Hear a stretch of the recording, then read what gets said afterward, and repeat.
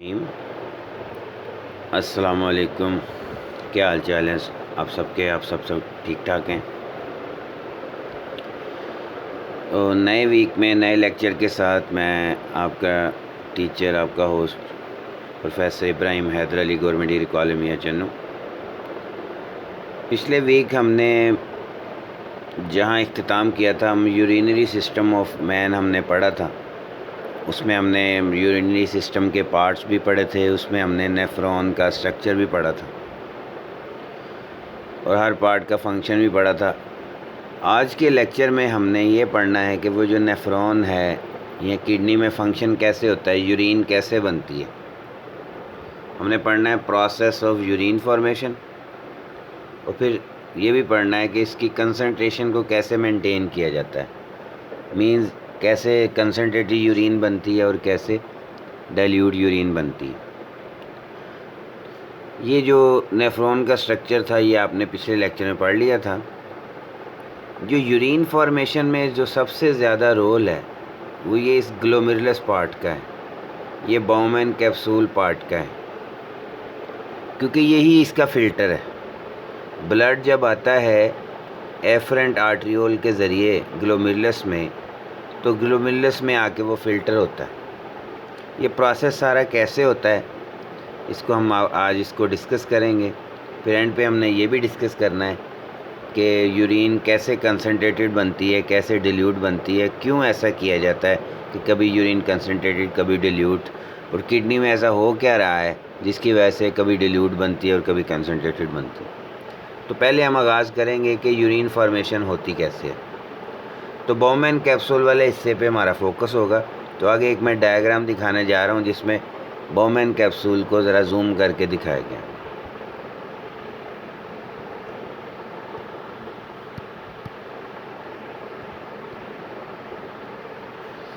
ये है आपके सामने यूरिन फॉर्मेशन। ये है जो ये ग्लोमेरुलस है, अंदर खून की नालियों का नेटवर्क, और ये इसके इर्द गिर्द है बाउमैन कैप्सूल। अब होता क्या है, सबसे पहला जो स्टेप है वो है फिल्ट्रेशन। ब्लड आया एफरेंट आर्ट्रियोल के ज़रिए ग्लोमेरुलस में, ग्लोमेरुलस में आके वो फ़िल्टर हुआ। फ़िल्टर होने से क्या है, उसमें से पानी, नमकियात, उसमें से यूरिया वगैरह, उसमें नाइट्रोजनस वेस्ट, वो सारे आगे चले जाते हैं, ब्लड फ़िल्टर हो जाता है। अब फिल्ट्रेशन में लिखा है water and solutes smaller than proteins are force through the capillary walls and pores of the glomerulus capsule into the renal tubule. Renal tubule मतलब ये जो नेफ्रॉन की नाली है। ब्लड में से पानी, नमकियात, जो छोटे छोटे मॉलिक्यूल्स हैं, वो ग्लोमेरुलस के सुराखों में से गुजर कर आगे नेफ्रॉन के अंदर जो नाली है उसकी, जिसे हम कहते हैं प्रॉक्सिमल ट्यूब्यूल में चले जाते हैं। ये उसकी प्रॉक्सिमल ट्यूब्यूल है, ये नेफ्रॉन की। और ऐसा होता क्या है, यहाँ फिल्ट्रेशन होने की वजह क्या है, क्योंकि ग्लोमेरुलस की दीवारें होती हैं पोरस, उसमें सुराख होते हैं। ये खून की नालियाँ हैं, उनकी दीवारों में सुराख हैं, इस वजह से खून फिल्टर हो जाता है। वो जो सुराख हैं वो इतने बड़े नहीं हैं कि वहाँ से सारा खून ही गुजर जाए। वो सुराख हैं छोटे छोटे, सिर्फ पानी, नमकियात तो नाइट्रोजन वेस्ट ही गुजर पाते हैं, बाकी चीज़ें नहीं गुजरती। बाकी खून उसी में रहता है, और वो बाकी खून फिर ग्लोमेरुलस के बाहर आ जाता है ईफरेंट के ज़रिए। एफरेंट के ज़रिए ग्लोमेरुलस में दाखिल हुआ था, और ईफरेंट के ज़रिए ग्लोमेरुलस से बाहर आ गए। फिल्ट्रेशन हो गई। फिल्ट्रेशन होने के लिए एक रीज़न ये भी है कि ज़ाहिर है हमारा जब दिल धड़कता है तो हमारा एक ब्लड प्रेशर होता है। तो वो जो ब्लड प्रेशर, जिस प्रेशर के तहत खून आता है ग्लोमेरुलस में, उसी प्रेशर के तहत ही वो फ़िल्टर हो जाता है। वो फिल्ट्रेशन प्रेशर भी ब्लड प्रेशर की वजह से ही प्रोवाइड होता है। अब फिल्ट्रेशन हो गई। अब आपको बताया फिल्ट्रेशन में क्या क्या आगे गया, वो है पानी, सोल्यूट्स, उसमें वेस्ट चीज़ें। अब ये जो पानी है और सोल्यूट्स हैं, ज़रूरी नहीं है ये वेस्ट हों। तो अगला जो स्टेप है वो है रीअब्जॉर्प्शन। अब रीअब्जॉर्प्शन में जो ज़रूरी चीज़ें हैं उनको वापस खून में जज़ब कर लिया जाता है। ये जो बी पॉइंट है, बी ऑरेंज एरो, ये शो कर रहा है कि जो यूज़फुल चीज़ें हैं वो वापस ब्लड में जज़ब हो जाती हैं। वो क्या क्या है? वो पानी है, वो ग्लूकोज है, वो माइनर एसिड्स हो सकते हैं, या आयंस जो ज़रूरी हैं वो वापस ब्लड में जज़ब हो जाते हैं। इसे हम कहते हैं रीअब्जॉर्प्शन। पहले हुई थी फिल्ट्रेशन, उसमें सारी चीज़ें फ़िल्टर हो गई थी। फिर दूसरा स्टेप था रीअब्जॉर्प्शन, उसमें सिर्फ वो जो ज़रूरी चीज़ें हैं वो रीअब्जॉर्ब हो जाती। एट दी एंड जो बचता है वो वही है जो यूरिन है। एट दी एंड फिर यूरिन ही बचती है। रीअब्जॉर्प्शन के बाद फिर यूरिन जो है आगे चली जाती है। वो आपने नेफ्रॉन के पार्ट्स में पढ़ा, कलेक्टिंग डक्ट तक फिर यूरिन जाती है। जो तीसरा स्टेप है यूरिन फॉर्मेशन में वो है सेक्रीशन। कुछ चीज़ें नालियाँ खारिज करती हैं जो ऊपर से ग्लोमेरुलस में फ़िल्ट्रेशन हुई थी। फ़िल्ट्रेशन के बाद जो हमें फ़िल्ट्रेट हासिल हुआ था उसे हमने कहा ग्लोमेरुलर फ़िल्ट्रेट। उस ग्लोमेरुलर फ़िल्ट्रेट में से पानी नमकियात चीज़ें जो यूज़फुल जज़ब होगी। अब ग्लोमेरुलर फ़िल्ट्रेट में मोस्टली नाइट्रोजन वेस्ट रह जाते हैं। फिर भी जो नालियों की जो दीवारें हैं या खून की नालियों में से भी कई चीज़ें वापस इधर फ़िल्ट्रेट में शामिल की जा रही हैं। वो क्या क्या हैं? वो ज़्यादातर तो होते हैं हाइड्रोजन आयंस। उसके अलावा इसके अंदर पोटाशियम भी हो सकती है, क्रेटिनिन भी हो सकती है। वो ट्यूब्यूल के फ़िल्ट्रेट में शामिल की जाती है। हाइड्रोजन आयन शामिल करने का आपकी बुक में हाइड्रोजन आयन ही मेंशन है, बाकी चीज़ें मेंशन नहीं है। वहाँ ये ज़रूर लिखा है कि सेक्रीशन होती है, पर स्पेसिफिकली लिखा है कि हाइड्रोजन आयन। इसके अलावा और भी चीज़ें भी इसका मतलब सेक्रीट होती हैं। हाइड्रोजन आयन के बारे में ज़्यादा स्पेसिफिकली लिखा है क्योंकि हाइड्रोजन आयन पीएच को मेंटेन करते हैं। फिर वो यूरिन के अंदर ही रहेंगे और यूरिन की पीएच को मेंटेन करेंगे। तो ये एक सिंपल सा प्रोसेस था। यूरिन कैसे बनती है कि ब्लड आया ग्लोमेरुलस में, ग्लोमेरुलस की दीवारें पोरस थी, ब्लड एक प्रेशर के तहत आया था जिसे हम फिल्ट्रेशन प्रेशर कहेंगे। पोरस दीवारों की वजह से ब्लड फिल्टर हो जाता है, पानी, नमकियात, यूज़फुल चीज़ें और वेस्ट आगे चला जाता है, बाकी ब्लड इफरेंट के ज़रिए बाहर आ जाता है। फिर रीअब्जॉर्प्शन में क्या है, जो यूज़फुल चीज़ें हैं उनको रीअब्जॉर्ब कर लिया जाता है, एंड में वेस्ट ही बच जाता है। उस वेस्ट में पीएच वगैरह को मेंटेन करने के लिए कुछ चीज़ें, ट्यूब की जो दीवारें हैं, जो एपिथेलियम है, ट्यूबुलर एपिथेलियम, उससे हाइड्रोजन आयन सिक्रीट होते हैं जो पीएच को मेंटेन करते हैं। ये तो एक सिंपल सा प्रोसेस था यूरिन कैसे बनती है। आगे हम ये देखते हैं कि कैसे यूरिन कंसनट्रेटेड होती है और कैसे यूरिन डिल्यूट होती है। उसकी रीज़न क्या है, क्यों कंसनट्रेटेड बनाना, क्यों डिल्यूट बनाना। इन रेस्ट्रिक्टेड वाटर सप्लाई, जब पानी हमारे पास कम होता है बॉडी में,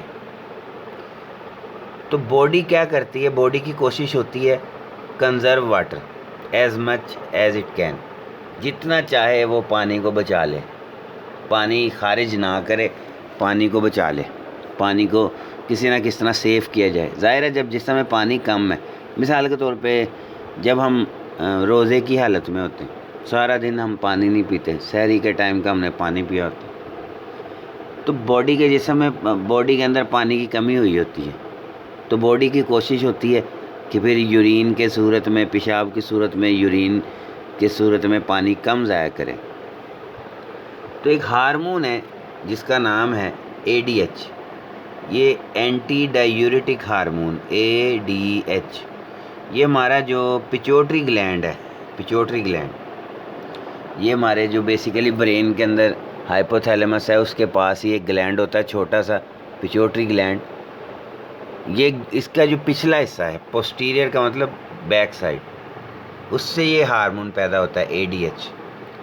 ये कब पैदा होता है, जब हमारी बॉडी में पानी की कमी होती है। इन रेस्ट्रिक्टेड वाटर सप्लाई, तो क्या होता है, बॉडी पानी को बचाती है, सेव करती है, उसके लिए एक हार्मोन बनता है ADH, जो कहाँ से बनता है, पोस्टीरियर पिट्यूटरी ग्लैंड से। यही हार्मोन पानी की रीअब्जॉर्प्शन बढ़ाता है कि वेस्ट कम हो, यूरिन में जितना भी पानी है उसको वापस बॉडी के अंदर जज़ब कर लिया जाए। अब हमारा जो किडनी है तकरीबन 99.5% वाटर को रीअब्जॉर्ब करने की सलाहियत रखता है। 99.5 यानी आलमोस्ट सारा ही तकरीबन जज़ब कर लिया। 0.5% तक नहीं जज़ब होता। उसकी रीज़न ये है ना, ये आपने पीछे पढ़ा है कि हम सारा पानी जज़ब भी तो नहीं कर सकते। नाइट्रोजन वेस्ट खारिज करने के लिए पानी चाहिए होता है। अब जो हमारी बॉडी में यूरिया बनना है, यूरिया को खारिज करने के लिए पानी नहीं चाहिए। 1 ग्राम यूरिया के लिए तकरीबन 50 मिलीलीटर तक पानी चाहिए। तो पानी कुछ ना कुछ तो खारिज होना ही है ना। मोस्टली जज़ब हो जाता है, बाकी खारिज कर दिए। पर ये भी तब जब पानी हमारी बॉडी में कम है। आम रूटीन में हम पानी बहुत पीते हैं तो डिल्यूट यूरिन ही पैदा होती है। तो ये कंसनट्रेटेड यूरिन पैदा होगी। अब कंसनट्रेटेड यूरिन क्यों पैदा होगी? क्योंकि पानी कम है तो ज़ाया कम किया जा रहा है, यूरिन में पानी कम है। अब इसके लिए 2 मैकेनिज़म्स भी हैं। एक है counter ground multiplier, concentrated urine बनाने में इसका रोल है, और हार्मोन्स का रोल है। ये आगे हम इसको तफसील से पढ़ते हैं। अब हमने कहा हमारे किडनीज दोनों तरह की यूरिन बनाते हैं, कंसनट्रेटेड यूरिन भी बनाते हैं और डिल्यूट भी। कंसनट्रेटेड कब बनाते हैं? जब रेस्ट्रिक्टेड वाटर सप्लाई हो, पानी की किल्लत हो। और डिल्यूट यूरिन कब बनाएंगे? जब पानी बहुत ज़्यादा मौजूद हो, सफिशेंट वाटर सप्लाई होगी। जब सफिशेंट वाटर सप्लाई होगी तो फिर क्या होगा? ADH secretion is inhibited. ADH पैदा ही नहीं होगा। ADH ही ने तो ये सारा काम कराया था, पानी को रीअब्जॉर्ब कराया था। अब ADH ही नहीं पैदा होगा तो पानी जज़ब नहीं होगा जिस्म के अंदर, पानी खारिज होगा ज़्यादा से ज़्यादा, तो डिल्यूट यूरिन पैदा होगी। तो ADH का बहुत ज़्यादा रोल है। हमारे ब्लड में ADH होगा तो किडनीज़ को, ADH समझ लें एक मैसेज है गुर्दों के लिए। गुर्दे दोनों काम करने की सलाहियत रखते हैं, कंसनट्रेटेड यूरिन बनाने की भी सलाहियत रखते हैं और डिल्यूट भी। जब हमारे जिस्म में पानी की कमी होती है तो ADH पैदा होता है। अब ब्लड में ADH होता है। अब ADH वाला ब्लड जब जाएगा किडनीज़ में तो किडनीज़ को समझ आ गई कि कंसनट्रेटेड यूरिन पैदा करनी है। और दूसरी सूरत में अगर ब्लड में ADH नहीं होगा या उसकी मिकदार बहुत कम होगी तो किडनीज़ को समझ आ गई कि डिल्यूट यूरिन पैदा करनी। तो किडनीज़ को कैसे पता चलता है? किडनीज़ दोनों काम तो कर लेते हैं, लेकिन किस मौके पे क्या काम करना है, it depends upon ADH। If there is ADH in the blood, concentrated urine will be produced. If there is no ADH या very less amount of ADH, it means dilute urine will be produced. तो ये काम ऐसे होता है। तो अब हमने बताया कि जी बेसिकली कंसनट्रेटेड यूरिन बनाने के ये 2 मैकेनिज़म्स काम करते हैं। एक तो हो गया काउंटर करंट मल्टीप्लायर, दूसरा हार्मोनल। तो हम 1 बाय 1 पढ़ते हैं। Counter current multiplier. अब अगर हम किडनी की बात करें, किडनी जो होता है ना हमारा, हमने कहा था किडनी का जो बैरूनी पार्ट है उसे कहते हैं कॉर्टेक्स। कॉर्टेक्स जो है, और फिर इसके अंदर वाला हिस्सा उसे कहा था मेडुला। जब हम कॉर्टेक्स वाला हिस्सा जो होता है ना किडनी का, वो डिल्यूट होता है, और जो मेडुला वाला हिस्सा होता है वो कंसनट्रेटेड होता है। ये जो काउंटर करंट मल्टीप्लायर है, ये असल में मेडुला वाले हिस्से को कंसनट्रेटेड बनाने का मैकेनिज्म है। It is the mechanism to concentrate medullary part of the kidney. Kidney का जो मेडुलरी पार्ट है उसको कंसनट्रेटेड रखना है।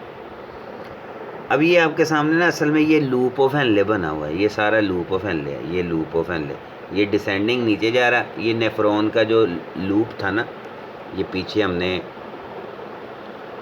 ये डायग्राम में देखे ना, ये है लूप। ये येलो कलर की जो नाली है यू शेप, ये नीचे से नीचे जाके ऊपर उठ रही है, और इर्द गिर्द ये खून की नाली है रेड और ब्लू में, और ये नीचे से ऊपर जो जा रही है येलो कलर में, ये लूप ऑफ हेनले। तो ये लूप ऑफ हेनले और खून की नाली को हमने यहाँ समझ जूम कर दिया। ये खून की नाली है रेड कलर में जो दिखाई है यू शेप, और ये हमारा लूप ऑफ हेनले है। अब जो काउंटर करंट मैकेनिज़्म है, काउंटर करंट मल्टीप्लायर, ये इसका ताल्लुक लूप ऑफ हेनले के साथ है। ये 300, ये 600, ये 900, ये 1200, ये असल में कंसंट्रेशन बताई है। जो ग्लोमेरुलस में फ़िल्ट्रेशन होने के बाद जो फिल्ट्रेट आया है उसकी कंसंट्रेशन होती है 300। ये MOSM लिखा है, ये ओस्मोमोलैरिटी है उसकी। आप इसको छोड़ें, फिर बस आप ये ज़हन में रखें कि ये 300 उसकी कंसंट्रेशन को ज़ाहिर कर रहा है, गाढ़ेपन को। 600 यानी गाढ़ापन ज़्यादा, 900 यानी उससे भी ज़्यादा, 1200 यानी सबसे ज़्यादा गाढ़। जितना वैल्यू बढ़ रही है उतनी उसकी कंसंट्रेशन बढ़ रही है। अब ऐसा हुआ क्यों? ये है डिसेंडिंग लूप और ये है असेंडिंग लूप। अगर आप गौर से देखें, डिसेंडिंग लूप में से पानी बाहर निकलता है, ये देखें पानी निकल रहा है बाहर। जब पानी बाहर निकल जाएगा तो इसका गाढ़ापन में इजाफा ही होगा ना। तो ये 300 से 600 हो गया, पानी निकलता रहा वो 900 हो गया, पानी निकलता रहा वो 1200 हो गया। तो डिसेंडिंग लूप में क्या होता है? Water moves out. Descending loop से पानी बाहर मूव करता है। आपकी बुक में जस्ट ये सेंटेंसेस की सूरत में बताया है, कोई डायग्राम नहीं है। यहाँ मैंने डायग्राम इसलिए आपको दिखा रहा हूँ ताकि आपको समझ आ सके। आपको अगर बोर्ड के पेपर में ये कोई क्वेश्चन आता है तो वहाँ पे आपने डायग्राम नहीं बनानी, वहाँ तो आपने थ्योरेटिकली बस लिखना है कि काउंटर का मल्टीप्लायर क्या है। तो आप बताएंगे इट इज़ द मैकेनिज़्म जिसमें मेडुलरी पार्ट को कंसंट्रेट किया जाता है। कैसे किया जाता है? जो डिसेंडिंग लूप है उससे वाटर बाहर आता है, और वाटर हमेशा ओस्मोसिस के ज़रिए आता है। ओस्मोसिस का मतलब ये अंदर पानी ज़्यादा था, किडनी के बाहर कम था। मेडुला वाला पार्ट है ना, ये सारा ये नीला नीला हिस्सा है, ये है मेडुला। ये येलो वाली नाली है, ये लूपोमेल्ले, और ये जो रेड वाली नाली है ये हमारी खून की नाली है। होता क्या है? डिसेंडिंग लूप से पानी बाहर आता है तो अंदर वाली जो यूरिन हो जाएगी वो क्या हो जाएगी? कंसनट्रेटेड हो जाएगी। फिर ये असेंडिंग से जाके जब ऊपर उठेगी, देखें, फिर ये डिल्यूट हो गई। क्यों हो गई? क्योंकि डिसेंडिंग लूप से पानी बाहर आया था, असेंडिंग लूप से पानी नहीं बाहर आता बल्कि सोडियम क्लोराइड बाहर आता। जब नमकियात बाहर आ जाएंगे तो अंदर वाला डिल्यूट हो जाएगा। फिर अब आप ये सोचेंगे कि भाई पहले ये डिल्यूट था, फिर इसको कंसंट्रेट किया गया, फिर इसको डिल्यूट कर दिया गया, फ़ायदा क्या? असल में ये जो मेडुला वाला पार्ट है इसकी कंसंट्रेशन को मेंटेन करना है।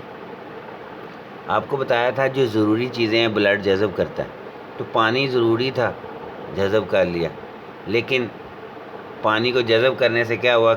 ये किडनी का जो मेडुला पार्ट है ये डिल्यूट हो जाएगा। तो उसको दोबारा वापस कंसंट्रेटेड बनाने के लिए यहाँ से सोडियम निकलना ज़रूरी है, सोडियम क्लोराइड सॉल्यूट्स निकलना ज़रूरी। तो डिसेंडिंग से पानी तो निकल आता है पर असेंडिंग से पानी नहीं निकलता। उसकी रीज़न क्या है? उसकी रीज़न एक ये है कि ये जो डिसेंडिंग लूप होता है ना, ये थिन होता है, ये बारीक होता है, और असेंडिंग लूप की जो दीवारें हैं वो थिक होती हैं। It allows water to move out but it does not allow water to move out. जो डिसेंडिंग लूप से पानी निकल सकता है लेकिन असेंडिंग से पानी नहीं निकल सकता। डिसेंडिंग लूप से सिर्फ पानी निकलता है और कुछ नहीं निकलता। असेंडिंग लूप से पानी नहीं निकलता पर सोडियम क्लोराइड निकलते हैं, पर ये निकलते हैं एक्टिव ट्रांसपोर्ट के ज़रिए। क्यों? एक्टिव ट्रांसपोर्ट का मतलब होता है जब कोई मटेरियल कम मिकदार से ज़्यादा की तरफ जाए। आपको मैंने पहले ही बताया मेडुला वाला पार्ट कंसंट्रेटेड है, पहले उसमें नमकियात ज़्यादा है। पानी ने तो इजीली बाहर आना था ना, क्योंकि पानी तो ज़्यादा से कम की तरफ जा रहा है। फिल्ट्रेट में पानी ज़्यादा था, मेडुला में पानी कम था, चला गया बाहर। पर सोडियम क्लोराइड कम से ज़्यादा की तरफ जाना है, क्योंकि पहले ही बाहर कंसंट्रेशन ज़्यादा है और फिर भी बाहर ही भेजना है, तो ये एक्टिव ट्रांसपोर्ट होती है और ये पैसे। और जो पानी है जो मेडुला में गया फिर वो ब्लड में भी जाता है, और जो सोडियम क्लोराइड जो मेडुला में आए वो भी ब्लड में जाते हैं। एक अगर आप देखें डिसेंडिंग लूप में ये डायरेक्शन है फिल्ट्रेट की, और डिसेंडिंग लूप के साथ जो खून की नाली उसकी ये डायरेक्शन है। इसीलिए तो इसे कहते हैं काउंटर करंट, कि फिल्ट्रेट जो है उसकी डायरेक्शन और ब्लड की डायरेक्शन अपोजिट है। इधर देखें पानी निकल रहा है, ये गाढ़ा हो रहा है, इधर पानी जज़ब हो रहा है, ये पतला हो रहा है। इधर 300 से 600 हुआ, 600 से 900 हुआ, 900 से 1200। इधर 1200 से 900, 900 से 600, 600 से 300, यानी कि पानी जो इधर से निकल रहा है वो ब्लड में जज़ब हो जाता है। इधर से जो सोडियम निकल रहा है वो भी ब्लड में जज़ब हो जाता है। इधर देखें, इधर सोडियम निकलने की वजह से कंसंट्रेशन में कमी आई, इधर सोडियम जज़ब करने की वजह से कंसंट्रेशन में इजाफा। एरोज़ पे फोकस करें। तो काउंटर करंट मल्टीप्लायर जो है ये हमेशा मेडुला वाले हिस्से को कंसंट्रेटेड रखता है, ताकि जब भी यूरिन इधर से गुज़रे, एक पल के लिए सोचें ये सोडियम इधर से ना निकले, इधर से हमेशा पानी निकले। तो जब इधर से पानी निकलेगा, एक दफ़ा तो निकल गया, फिर अगली दफ़ा आए, फिर पानी निकला, पानी निकल के ये मेडुला वाला पार्ट तो डिल्यूट हो जाना। जब मेडुला वाला पार्ट डिल्यूट हो जाएगा, इधर पानी ज़्यादा हो जाएगा, फिर का कैसे पानी निकलेगा बाहर, क्योंकि पानी तो हमेशा ज़्यादा से कम की तरफ जाता है, बाहर ज़्यादा हो जाएगा। इसलिए इधर से अगर पानी रिलीज़ होता है तो इधर से सोडियम रिलीज़ करवाया जाता है, ताकि इधर से पानी रिलीज़ होने से जो पतलापन आया था वो इधर से सोडियम रिलीज़ होने से वापस से फिर वो कंसनट्रेटेड हो जाए। तो काउंटर करंट मल्टीप्लायर यूरिन को कंसनट्रेटेड नहीं करता। काउंटर करंट मल्टीप्लायर असल में जो मेडुला वाला पार्ट है किडनी का, उसको कंसनट्रेट बनाने का तरीका है। उसको कंसनट्रेट बनाने से फ़ायदा क्या होता है कि यूरिन भी फिर कंसनट्रेटेड बनती। तो ये इसमें था counter current multiplier. Blood vessels का वेज़र एक्टा, ये जो लिखा हुआ है वेज़र एक्टा का रोल ये है कि जो भी इधर से रिलीज़ होगा वो ब्लड भी जज़ब करेगा। इधर से पानी रिलीज़ होगा, इधर से पानी जज़ब हो गया, इधर से सोडियम रिलीज़ हो गया, इधर से सोडियम जज़ब हो गया। दूसरा तरीका जो है यूरिन को कंसनट्रेटेड बनाने का वो है हार्मोनल मैकेनिज़्म। एक हार्मोन का फंक्शन तो आप पढ़ चुके हैं, ये जो दूसरे नंबर पे यहाँ मेंशन है ADH, कि ये पोस्टीरियर पिट्यूटरी ग्लैंड से निकलता है, वो पानी की रीअब्जॉर्प्शन बढ़ाता है। ये रीअब्जॉर्प्शन होती कहाँ से है? ये रीअब्जॉर्प्शन होती है ये कलेक्टिंग डक्ट से। यहाँ पे लिखा है ना ये कलेक्टिंग डक्ट। एक तो पानी की रीअब्जॉर्प्शन यहाँ से हो रही है जो अभी हमने पढ़ लिया काउंटर करंट मल्टीप्लायर में। एक पानी की रीअब्जॉर्प्शन कलेक्टिंग डक्ट में भी होती है। वो जो कलेक्टिंग डक्ट में पानी की रीअब्जॉर्प्शन होती है वो भी ADH की, आपको हमने पढ़ाया है कि अभी ADH तब पैदा होगा जब रेस्ट्रिक्टेड वाटर सप्लाई है। तो ADH पानी की रीअब्जॉर्प्शन कराएगा ताकि यूरिन कंसनट्रेटेड हो। एक और हार्मोन है एल्डोस्टेरोन। ये जो गुर्दे थे, हमने पीछे यूरिनरी सिस्टम में पढ़ा था ना, गुर्दों की सरफेस पे एक ग्लैंड होता है एड्रीनल ग्लैंड, तो उससे ये हार्मोन पैदा होता है। ये जो पीछे सोडियम अपटेक हो रही है, ये देखें असेंडिंग लूप से जो सोडियम बाहर निकल रहा है, इसको बाहर निकालने में रोल है इसका एल्डोस्टेरोन का। ये सोडियम आयन को असेंडिंग लूप से बाहर का, जब सोडियम आयन निकलेंगे बाहर तो फिर मेडुला में वो कंसनट्रेटेड रहेगा। मेडुला वाला पार्ट डिल्यूट नहीं होता, हमेशा कंसनट्रेटेड रहता है। उसकी रीज़न ये एल्डोस्टेरोन है, क्योंकि एल्डोस्टेरोन पैदा होता रहता है जो सोडियम को एक्टिव अपटेक का मतलब, अपटेक कहते हैं जज़ब करने को भी, एक्टिव का मतलब है कम से ज़्यादा की तरफ जो मूवमेंट होती है वो एक्टिव। तो सोडियम बाहर आ रहा है ना, ये देखें ये एक्टिवली बाहर आ रहा है मेडुला में, तो ये एल्डोस्टेरोन ये काम करवाता है ताकि मेडुला वाला पार्ट हमेशा कंसनट्रेटेड रहे। तो बेसिकली एक पल के लिए सोचें कि ये हार्मोन्स अगर ना हो, इन हार्मोन्स का रोल फिर यही हुआ ना यूरिन को कंसनट्रेटेड बनाना। जब पानी की कमी होती है हमारी बॉडी में, ये हार्मोन पैदा होते हैं।